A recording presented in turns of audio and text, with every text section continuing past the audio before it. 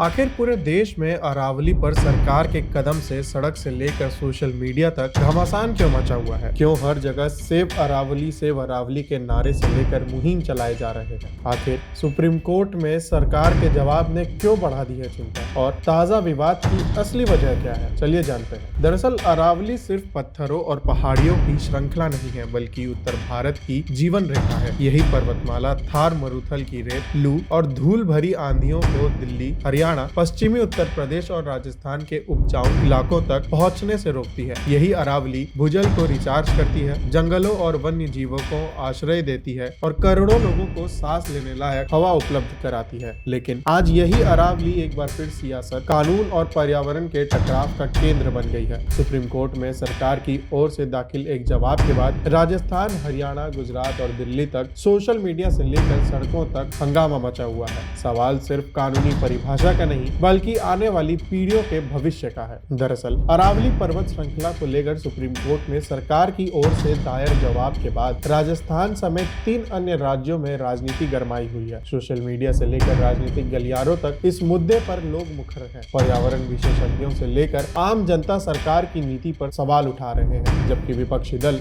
कांग्रेस ने इसे प्रदेश और उत्तर भारत के भविष्य से जुड़ा मुद्दा बताते हुए सड़कों पर उतरने का ऐलान किया है। पहला सवाल, आखिर सुप्रीम कोर्ट में सरकार के जवाब ने क्यों बढ़ाई है चिंता? दरअसल अरावली पर्वत श्रृंखला को लेकर सुप्रीम कोर्ट में सरकार की ओर से जो जवाब दाखिल किया गया है, उसमें कहा गया है कि अरावली की पहचान और संरक्षण की सीमा तय करने के लिए ऊंचाई का आधार बनाया जाना चाहिए। सरकार के अनुसार स्थायी भूस्तर से 100 मीटर या उससे अधिक ऊंचाई वाली पहाड़ियां ही अरावली पर्वत श्रृंखला का हिस्सा मानी जाएंगी। 100 मीटर से कम ऊंचाई वाले टीले, छोटे पहाड़ियां और गैपिंग एरिया को अरावली की परिभाषा में शामिल नहीं किया जाना चाहिए। सरकार ने सुप्रीम कोर्ट में ये भी दावा किया है कि ये परिभाषा वैज्ञानिक आधार पर तय की गई है और इससे संरक्षण तथा विकास के बीच संतुलन बनाया जा सकेगा। केंद्र का तर्क है कि एक स्पष्ट और सीमित परिभाषा के अभाव में नीतिगत भ्रम की स्थिति बनी हुई है, जिसे दूर करने के लिए ये अहम कदम जरूरी है। दिलचस्प बात यह है कि राजस्थान में साल 2002 में पूर्व मुख्यमंत्री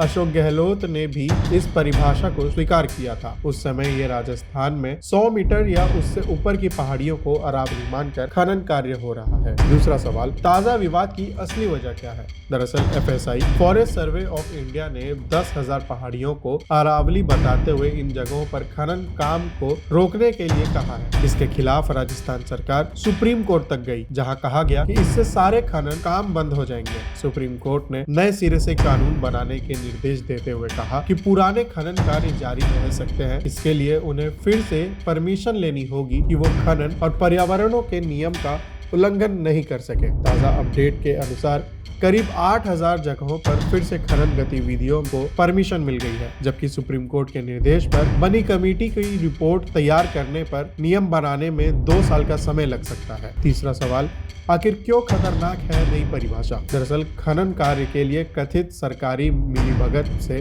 100 मीटर या उससे ऊंची पहाड़ियों को भी 60 मीटर या 80 मीटर दिखाकर सरकार से परमिशन ले लेते हैं। उसके लिए ये पहाड़ी नापने के लिए अल्टीमीटर का सहारा लेते हैं, जबकि कई मौकों पर सरकार कह चुकी है कि पहाड़ की ऊंचाई अल्टीमीटर से नहीं नापी जा सकती। अलवर और सिरोही में 2 जगहों पर इसके खिलाफ मुकदमे भी दर्ज किए गए हैं। साल 2009 से साल 2015 तक राजस्थान में इस तरह के सैकड़ों परमिशन मिली। इसके खिलाफ जांच हुई, मगर उन्हें कोर्ट से इन्हें राहत मिल गई। अकेले राजस्थान में इस तरह से 100 से ज्यादा खनन कार्य हो रहे हैं, जहां पर लोगों का कहना है कि अरावली की ऊंचाई 100 मीटर से ऊंची है, पर कागजों में 60 या 80 मीटर दिखाकर खनन कार्य सरकारी मिलीभगत से किए जा रहे हैं।